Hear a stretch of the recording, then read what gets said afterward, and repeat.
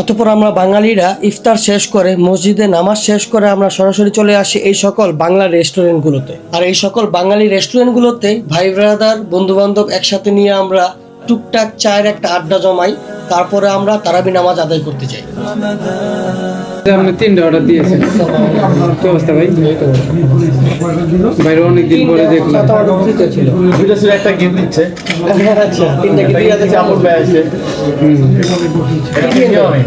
Second Indian.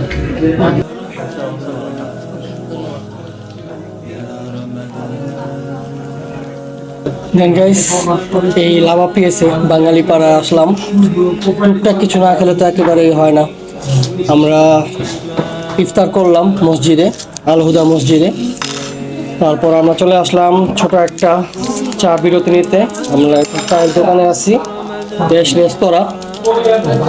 আমরা এখন চাটা ট্রাই করবো, এদিকে চাটা কেমন। তারপরে আমরা এদিক থেকে বিদায় নিব, এই ছোট্ট ভিডিওটি থেকে বিদায় নিব। তো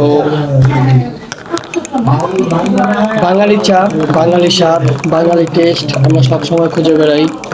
তাই লাভা পেয়ে যখনই আসি, বাঙালি যে সকল রেস্টুরেন্টগুলো আছে, কোনো না কোনো রেস্টুরেন্ট থেকে কিছু না কিছু প্রায় আমাদের ট্রাই করা পড়ে।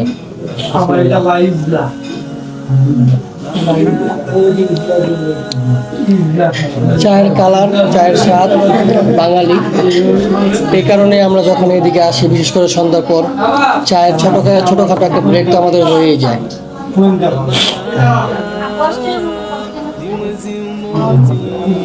দেন আজকের এই ব্লগটি থেকে, আজকে ছোট ভিডিওটি থেকে আমি বিদায় নিচ্ছি। ভালো থাকবেন, সুস্থ থাকবেন, আল্লাহ হাফিজ।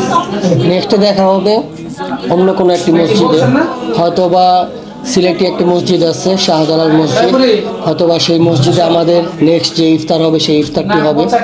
তারপর আমরা চলে যাব আরও একদিন পাকিস্তানি যে মসজিদ আছে সেই মসজিদে ইফতার করতে, এবং সর্বশেষ আমরা ইফতার করব ইনশাল্লাহ বাঙালি বড় মসজিদে 27 রমজানের দিন ইনশাল্লাহ, 26 বা 27 রমজানে।